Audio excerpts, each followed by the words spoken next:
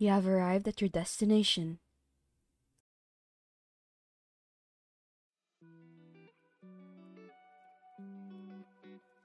Welcome to the Green Pen Society Orientation with Sir John Dante.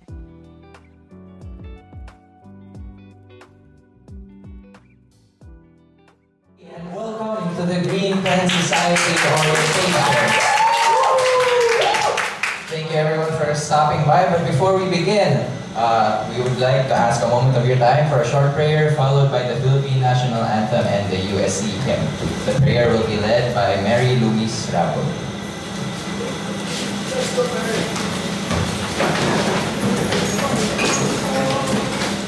Let us put ourselves in the most holy presence of the Lord as we say in the name of the Father, Son, and Holy Spirit. Amen. Dear Lord, Heavenly Father, we thank you for the opportunity to gather here today. Everything has gone according to your plan, and we are grateful for all the lessons that came our way.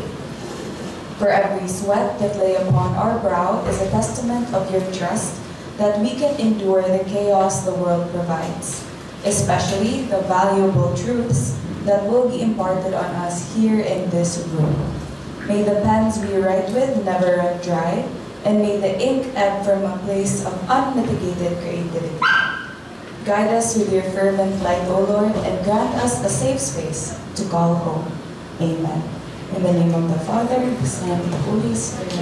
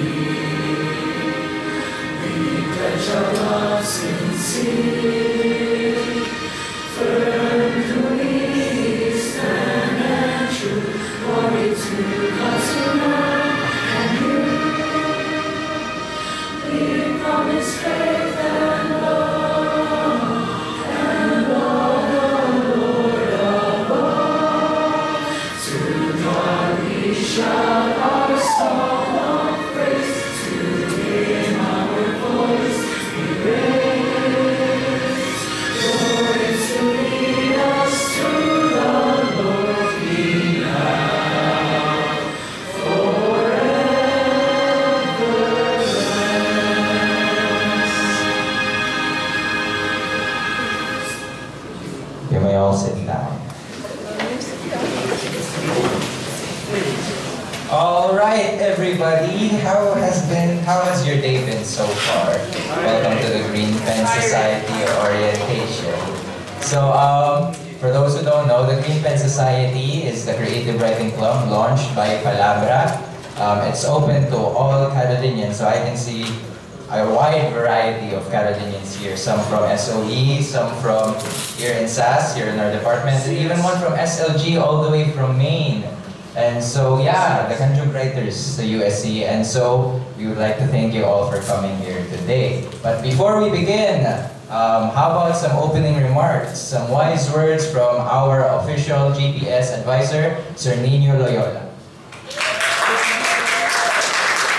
Unfortunately, Sir Nino can't be here today, so this video will suffice.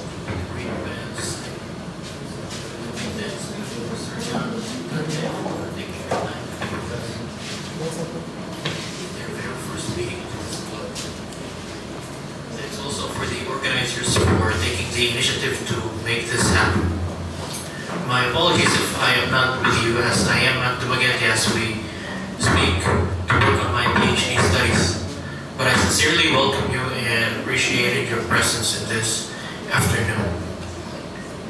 In 2018, it was a very great honor to know that Dr. Russell Morris was awarded as a National Artist for Literature.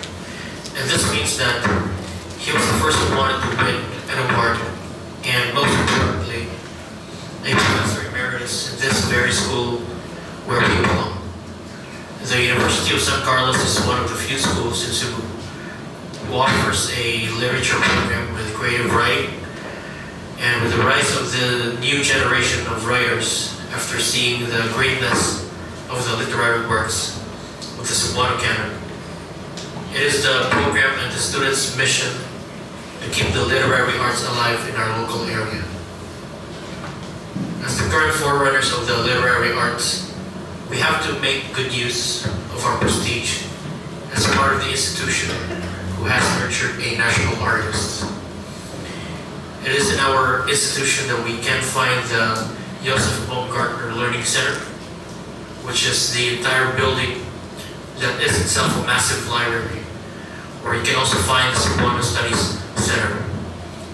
We have to understand that we hold the capacity to do even greater things with what we have, especially the place around us and the power of our creative minds.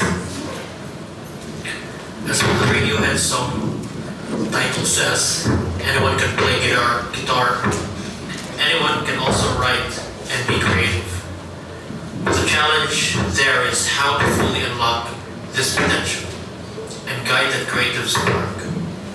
It is one of the goals of the club to share this passion to everyone else on our institution, not only within ourselves, themselves in the program, because literature is for everyone. My hope is for us to unite with this goal and also enjoy the moment of being in the club, to fully know the meaning of creativity and how important it is to be sure. Thank you for allowing yourselves to keep an open mind and look into your soul. And may you continue with your passion for literature and show the world of the power of the Cebuano literary arts. A round of applause for Sir. So yeah, next slide please. I just realized I haven't introduced myself. I'm Sam Mendez. I'm the president of Palabra and I am your host today. So first and after that, let's discuss what even is the Green Pen Society in the first place. Now here's a little fun fact. Why, you might be wondering, why the green pen? Why the color green? The green pen, what's with that? A short story is our literature professor and the chair of our department, Doc Marie Stan, during our first day of classes with her, she required all of us to bring a green pen because when correcting, the red pen is for the teachers, but for the green pen, it's for your peers. You'll be correcting. Ang ending, Doc Tan is incredibly busy, so ang ending, we never really used the green pen. So we all bought green pens for this class, but we never got to use it. And so from that sprung out the idea of this club, because we're all peers, and that's what this club is all about. So next slide, please.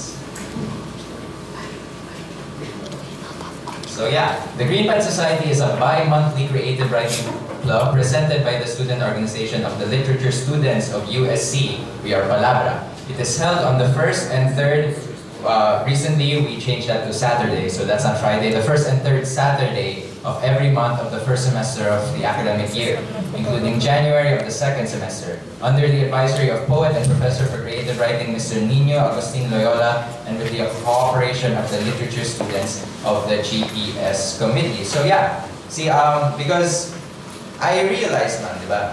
College, schools, they have like a canon of clubs that there needs to be. So there's like a choir, there's a dance group, there's a debate club, and USC has all that except the creative writing club that they have. So, and who else would be better to hold such an event than the literature students of USC? And so, yeah, but again, we wanted to open this to all Carolinians. Okay? If you just open it to literature students, like we already write for our class. We're not gonna write not for our class. We're all tired of writing, guys. But like, yeah. So we would like to open this to everyone else here because it is our belief here in Palabra that a writer can come from anywhere.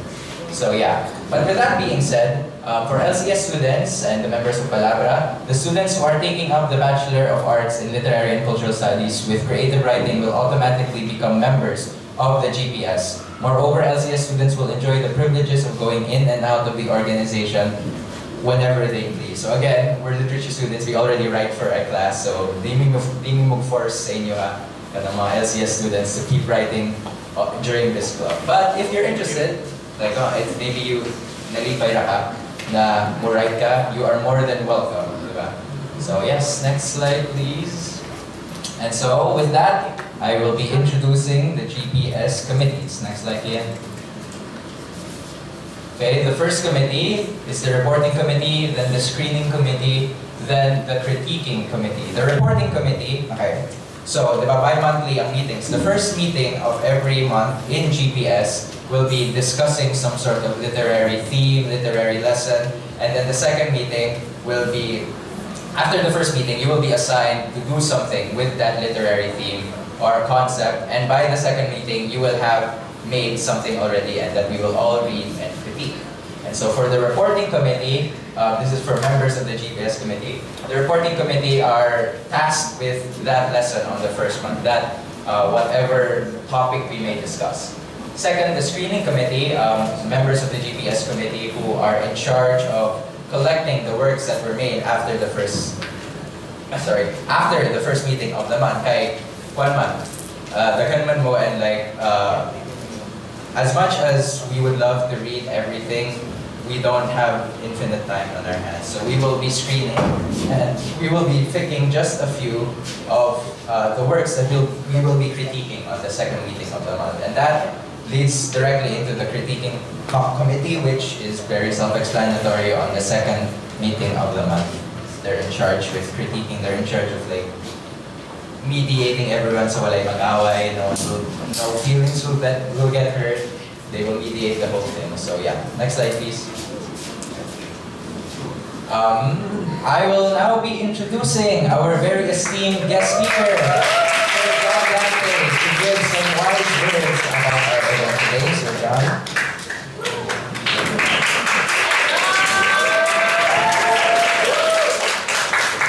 Yung palis sa tanan.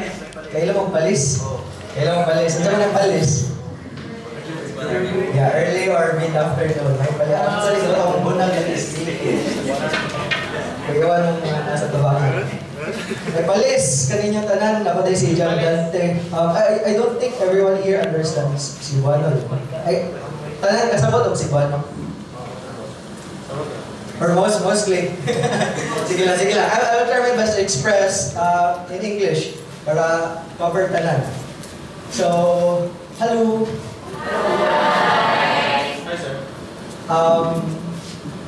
Yeah, please permit me to be kanang loose kay I'm really not a speaker per se. I am a writer, so kanang nasa may kanang podigo diri. I tried to come really prepared for this. Sabi ko, di ko gamay para anaya ko istorya. So, the first thing I would do is to quote Austrian poet Rainer Maria Rilke from his letters to a young poet to the 19-year-old Capus, Franz Capus. Kinsay mga 19 years old din. Or mga 1920 na mga doon. During that time, there was a Russian cadet or military si Franz Capus. they were kanang sending letters and correspondence with kanang Rilke, an Austrian poet, but he is well known for his German writings. So, dito sa letters to a young poet, 10 letters ni siya, he told Capus na, admit to yourself whether you would have to die if you are forbidden to write. Admit to yourself whether you would have to die if you were forbidden to write. Ang gulo pa rin tanaw. So, next is, I would like to ask everyone, what do you think is the greatest invention of mankind? Yes, what is the greatest invention? What do you think is the greatest invention of mankind? Yeah, actually it's all in that vein. Writing. Yeah. The imagination is already given. Hindi na siya invention. It's already natural for us. As much as the birds are naturally singing, it's natural for humans to imagine and storytell.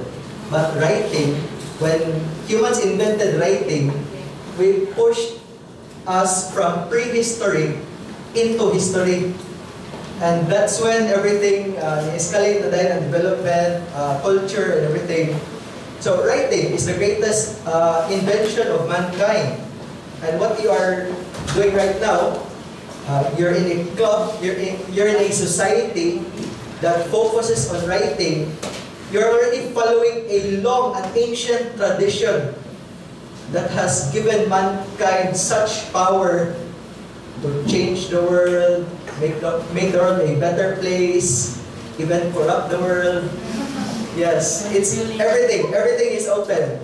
But this is such a power for anyone that you can use to transfer ideas, transfer perspectives, learnings. So writing is really important. Yeah, sometimes we take for granted kasi, di ba? Writing is really, really important. In connection to that, as I muhatag ko ninyong example, and the best example I can give you is akong kasinatian, my experience, para makasabot man. I will relate it to what we are going to do today, and for the club as a whole. Kinsay na ay library sa ilang balay. Yeah, bisag gamay daw, bisag club, yeah. So you had those, the most, yes, very good most. So you had those shelves since you were like children, di ba? And you're flipping those books, and you know that passion reading those books, di ba? You know that passion, you understand that passion. Yeah, I was also like that.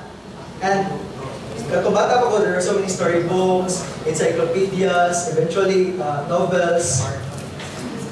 So nagsugod ko pagka bata pa na ako, I was a reader, but I was already interested in creating stories. I remember I was in grade 1 when I made it. Usara siya pa for short na paper niya. I don't remember the plot anymore because I was so young. It was a story about an elephant and an ant or something like that. And I had my father photocopy it sa ilang office, so nakay mga bilang copies. Nisoray ko sa mga silingan. Namaligyan ko, tagpiso, madama. Nanipalit ako. So, istorya. So, that was exhilarating for me. And those were already kind of signs, early signs of the road that I'll be taking further on. And then, pag-abot ako grade 6, familiar mo sa Pacific Mall, di ba? Yeah. Super metro pa lang siya sa una. There is a kanang area there, I think it's still there. Pero not like kanang thrift books, thrift shop or book, yeah. And I saw this book. So kaya siya, Castle Rugna by Piers Anthony. Castle Rugna by Piers Anthony. So, nakita ko lang, centaur, warrior, dako kayo nga spider. Yeah, kanang sukad pa pagkabata na ko, ganahan yung kayo mga sorry kayo sa arachnophobic, no? Ganahan yung kayo spiders since bata pa na ko. So, pagkakita na ko nga book, palit, diretso palit, I think it was worth 25 pesos something, and have you ever had that book when you were young Now, when you read it, you were shaken to the core, like, wow, what a story! You had the book. This is that book for me. This is that book, Casaluna. Not exactly this book. This is already my second copy. My first book was when I left in the house of my ex-girlfriend, and Rihanna. Let that be her reminder. So this book, ipakita ko, it's really hard to find this book. Sige, ato ka na book sale. Ito man ang kasagaran, makita ng mga books ni Pierce Anthony. He's not really famous per se, but he's really popular in Florida. So, eventually, nakapalit ko ka ng new copy sa Casaluna. So, those things, you're young, discovering something, that's what led me to fantasy, because this is the first from high fantasy nga book na kung na-read mo niya. I realized, grabe dito ng potential ng storytelling. Grabe dito yung potential ng storytelling. So, grade 6 ko, i-graduate ko, nabot na high school na ko. So, nag-high school ko sa Science High, sa Mandawi. Kasi, nakita ka Science High doon, Mandawi. Si Bosay mo? Si Bosay. Gikan ko ka ng Mansay. When I was in third year, napatoy ka ng ragdamgo ba? Nakoy dream, very ka ng surreal kayo siya dream niya. Di ba gusto mo kayo na ng composition, mag-writing, pagka-first year, second year na po, di pa kayo ko famous as a writer sa akong school. Pagka-third year, when that assignment was given, and I wrote that dream as vivid as I can, my English teacher was shocked. Like, how did you write this? Di ba siya yung gipon out, how did you write this? How did you write this? They-explain ko, that was my dream. I tried to kanang illustrate what I dreamt. And so, what dito niya na-discover na, nadi ko yung talent. So she began to coach me, teach me more writing. Pero yung book na special tutor to na ako si Madam Sumaya, Madam Marjorie Sumaya, towards me, and I was so grateful. So of course, graduate ako, padung na ako college. Ang problema, wako ni ko ang literature. I was so young, adventurous, my blood was boiling. So nagikuan ako, natikal. Namutikal ko. Some of my uncles were na seafarers. Yeah, there was one time, katong padung ako po third year high school na, nikuyog ko ka ng kubkuban, ka ng fishing vessel dito sa Taga-Negros Manmin. So diya sa Tanyon Strait, like, it was very early in the morning. Yeah. Basta naka sa dagat, mas pinikakadaw, mas thin man ang atmosphere, kay wala kay tungod na sa temperature. So, thin kay atmosphere, pagtatawon. Yeah, paghangad na ko sa langit, like, bang, mga bituon tanan. Mga bituon tanan. You can see that stretch of the Milky Way, faintly pink and violet colors, ang ultraviolet colors, and 16 shooting stars. I counted 16 shooting stars. Pero ako ka lang nalamat ato, that the waves are rocking you, the wind is singing you a lullaby, and the sky is a dazzling, colorful display of lights. So, but I was pushed to get on my adventure. Okay? Like the stories I read, they're always going on adventures. But nag-marine transportation ko, nag-NSA ko din sa UC. Pero I did not leave behind writing. Okay? So, di ako sa publication. I still read books. Eventually, read Divine Comedy, kang Dante. Manang John Dante ang akong penning. Penning na ako ang John Dante. Because of Dante Alighieri. So I read Inferno Purgatory Paradiso. Kuyawa eh. San ko papa yung ibutang sa Inferno. He was one of the first people na nakapangahas to really place certain people in hell, because he was calling them out for things which was wrong during that time. Let's face it, the Catholic religion is not perfect. It has its good side, but it's not perfect historically. So Dante was one of those people who called them out for that. Ito, Dante Alighieri. Pagka-third year naman sa NSA, kay apprenticeship man na. So, dito may international, nakatuloy ko sa kalibutan. Mato nakasarpag ng video ko sa Globe, pero kung majilan. Pero, dili na siya like sa seat na, like yagi airplane and everything, pero dito kami na-cross Atlantic way, nga sa Europe, dagang kayong place there, Sweden, Poland, Belgium, Netherlands, nakaagi mo dito niya. Labang kay sa North Atlantic Ocean, East Coast sa America, labang kay Mexico. Ito yung one time nga. Tapos di ka nang padumig ko ang Mexico. Ya, sa babaw, ay ka nang dako kay nga bagyo. Sa ubos, apoy dako kay nga bagyo. So kinahanglan, sa tunga may muagi. Ang tunga, ang giagian na mo, Bermuda Triangle. 3 days before we naabot yun sa, we were entering already the triangle. Nabantayan, di na akong kita ng chart ka na map sa workout. Chart na, grabe sa ka na magnetic deviation, magsige ka ng paspas yung correction, di sa bang mga chart sa Europe na, dagang kayo ka ng correction sa magnetic deviation. Yeah. It was very calm, like super calm, quiet, like eerily quiet niya. Nakita na ko, di ka sa unahan, di ka from the west, like, kanang a pod of dolphins, like, mga hundreds of dolphins, naglangoy sila, naglumba sa panglangoy padong sa east. 3 days later, when we reached the padong naging sa tunga-tunga sa Bermuda Triangle, bang! Bagyo. That was the first time I experienced 35 degrees na rolling. Ang rolling, ika na paling sa barko. So, 35 degrees starboard, 35 degrees port. Napato dito sa bridge, ika nang banana na sa barko ba? Ang mga libro kayo, nanglubad na. Nanglubad na, huwag nakataw. Nag-sig, alam mo kayo, ika nang dito sa cargo holds and everything. Grabe, mukha siya yung mga waves na mukhaon yung mga building. Di na pala yung building. Ang kauno na ito mga waves. So like, that was my first experience. And I was not scared. I was young and daring. I was not scared. The problem is, akong kapitan kay, what's siya? Drunkard siya. So he had issues. Ang katong ship, Star Grip, ang name sa ship, Star Grip. Dito siya nag-cadet. When he was a cadet, kanang kultaw siya sa kapitan. Years later, he became the youngest captain of our fleet. First niyang nag-captain dito sa Star Grip, and I was the cadet. So, transference, anay tabo, ikahubog niya, kulata din siya, kanya akong mountain, kayo maglabhag ni siya. Balik ko sa akong kanang cabin, i-push ako ang balibal, hilag na ko, makatungkuhan na. So, grabe kayo siya effect sa ako ang mental health.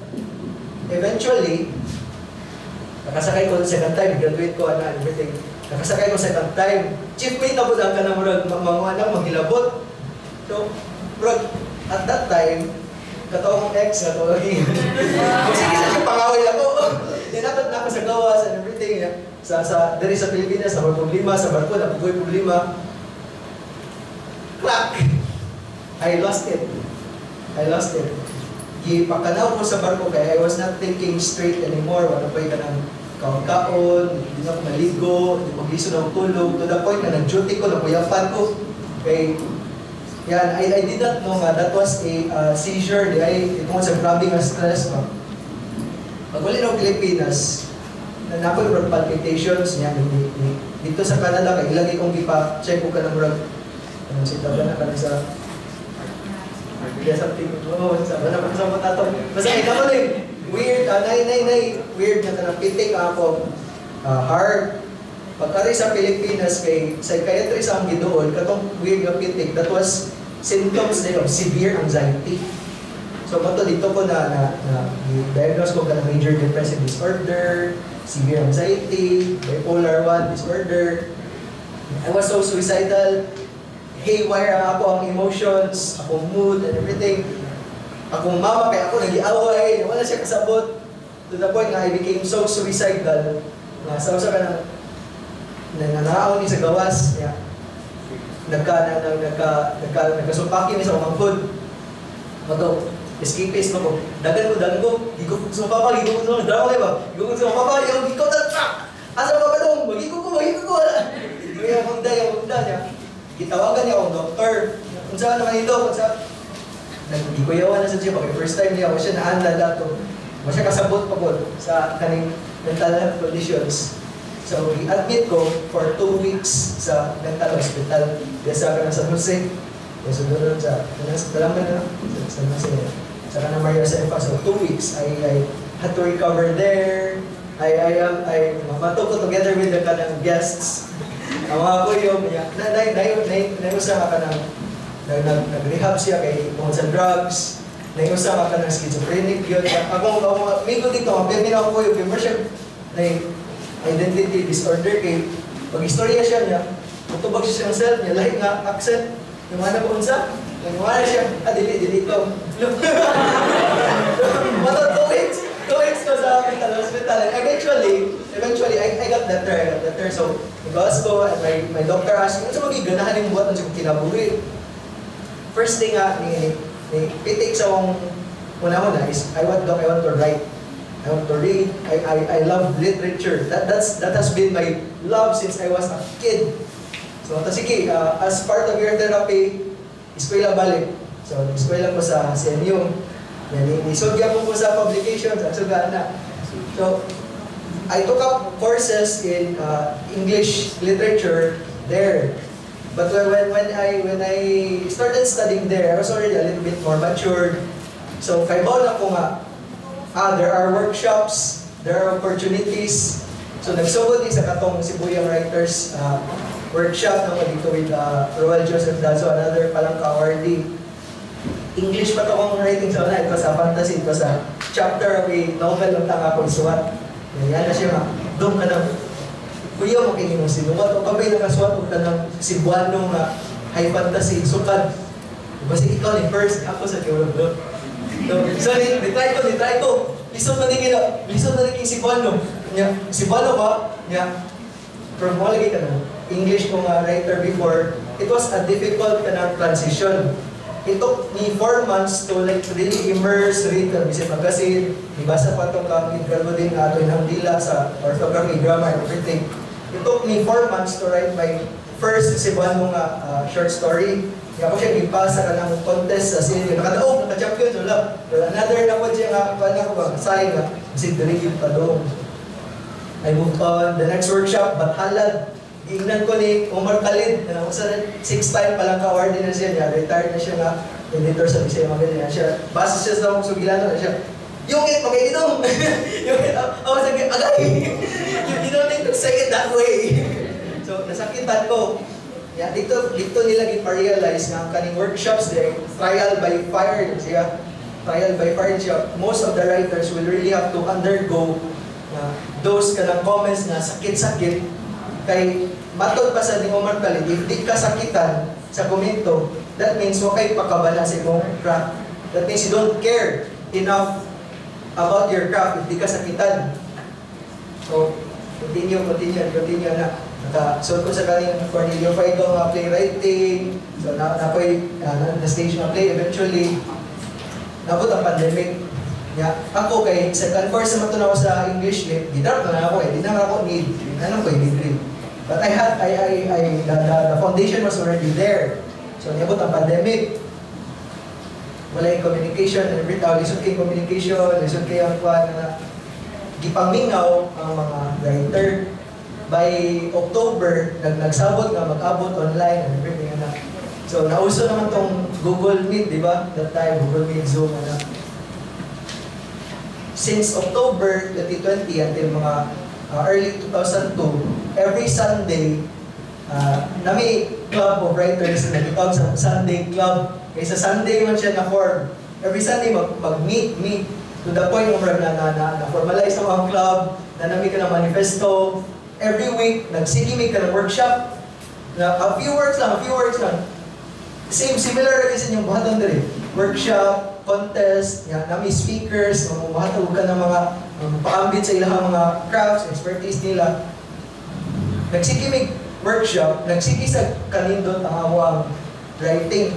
Okay, we're pushing up from each other man.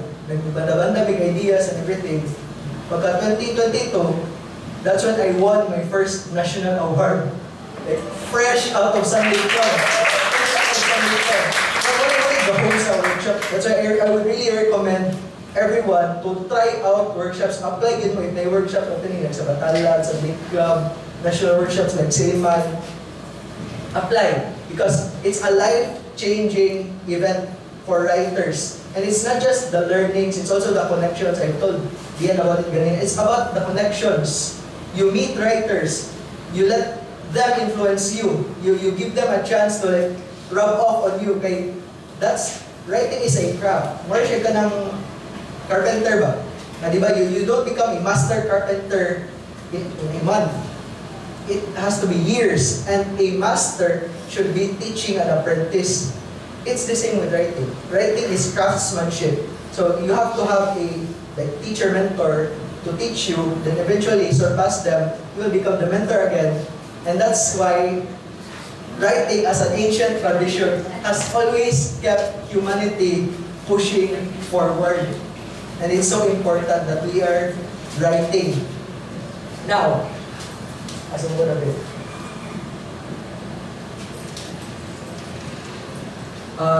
2021 was also active sa Sunday Club. That was also the time when I began to write my novela, ang Surumawa. So, hindi na ko na-mention. Before Surumawa, kaning The Hobbit, napalit ko din ako sa Canada. Chance encounter din ako, okay? Di pa may kukuha na ito ni Tolkien by the time, but it was a, so often dito siya bookstore sa Canada, I think it was in K-Minus. I bought this, very old na dito yung copy niya. Muto, the same feeling I got when I read Kasulum na. When I read The Hobbit, like, yawa! Ito talaga. So, muto, everything na influences fantasy. Eventually, nakasuot ko sa ako ang own. Siya. This is Surumawa. This is, like sa katugingon pa ni Sir Dazo, wala pa yung nakasubuatan ni sa Cebuano literature before. So this is the first high fantasy Cebuano story, short novel. Di pa siya novel, short novel pa siya, 43 words pa man. So that 7 months toiling on the story, but the story has been with me for like quite some time na since katong kuan pa ko, seafarer pa ko, katong cadet pa ko. I was already thinking about these stories, building a world, making it cohesive. Eventually, Surumawa was born. So, i-serialize it sa magazine, turned into a book, was launched last year in September. Patong ng anniversary sa Surumawa, September 10. That's the anniversary of the book. So that, the point is, I know everyone here is passionate with literature, writing stories, reading stories, but life will be chaotic. Life will be chaotic. There will be ups, there will be times, there will be downs. There are times, especially artists. Kasabot ko sa artists na nagigamay nga, kung ano sila, na-screw, a little screw loose. Some of the screws are loose for artists. Kasabot ko na. Isa may ano kita magsulot-sulot ko yan, magdala-dala kong buna, di ba? O wala, tikit sakto. So, it will be chaotic. Life is chaotic. It's so unpredictable. But continue. There are so many, every day I try to meditate. And I've been thinking, why am I writing? Why am I continuing to write? So eventually, I came to a realization, so far pa maybe it will kind of progress in the future, but I came to a realization that the purpose of a writer is really, it is something divine. It is something sacred. You are channeling the voice, the expression of the world, but through your perspective and experience. That is how you contribute to this long tradition of literature. You become that divine channel. You take in the world, process it with your perspective, your experience, put it down, write it, let others read it. Or maybe you can just keep it as your kind of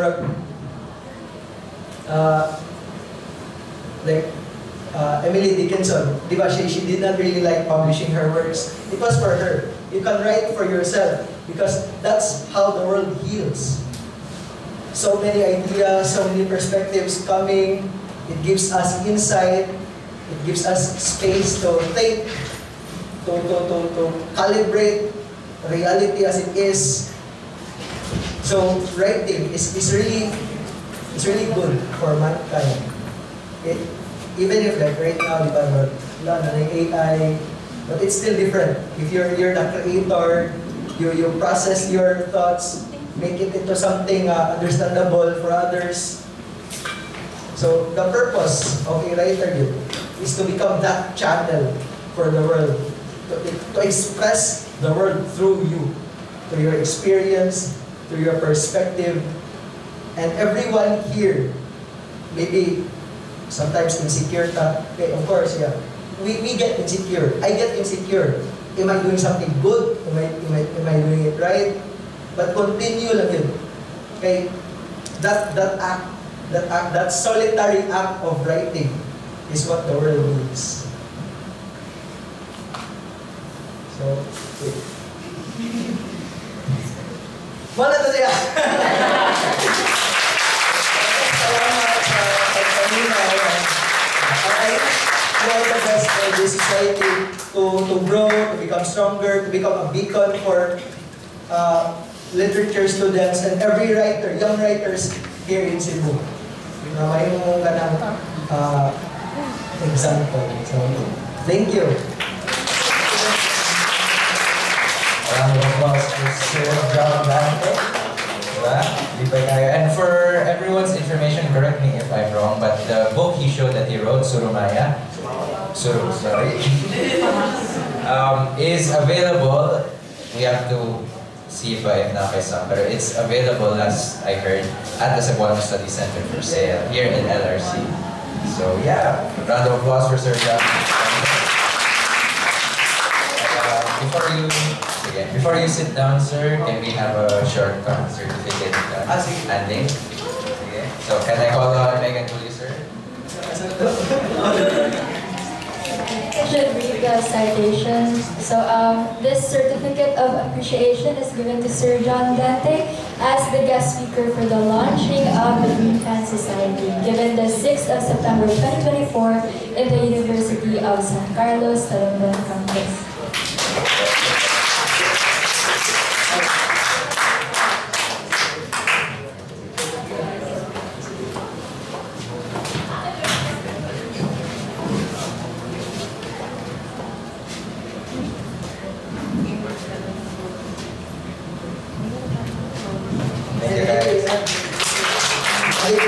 It's really nice. GPS, ay yung name, no?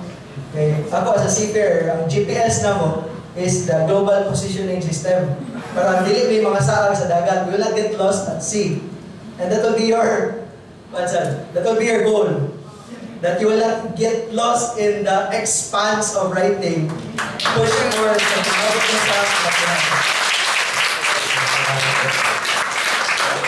natural storyteller, sir. So yeah, and with that one, we've had a lot of talking so far. So how about some games? Next slide, please. We have a short icebreaker here. May I call on Kirsty Yap and Adrian Ross for our icebreaker?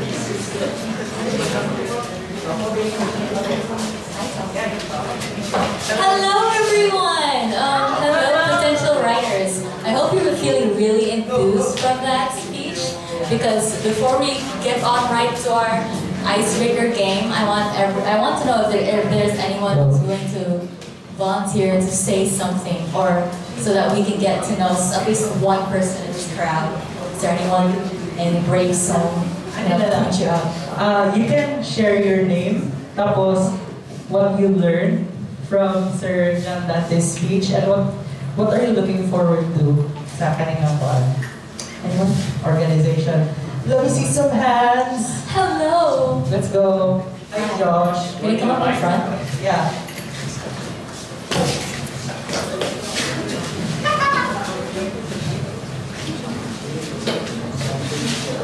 Hi guys. Hello. Hi guys. I'm Joshua Carrizio. I learned from Sir John Dante's class, from his speech, call out for his class. I learned from his speech that the creative writing is not easy, especially because last sem we had a creative writing class in second year, and I realized that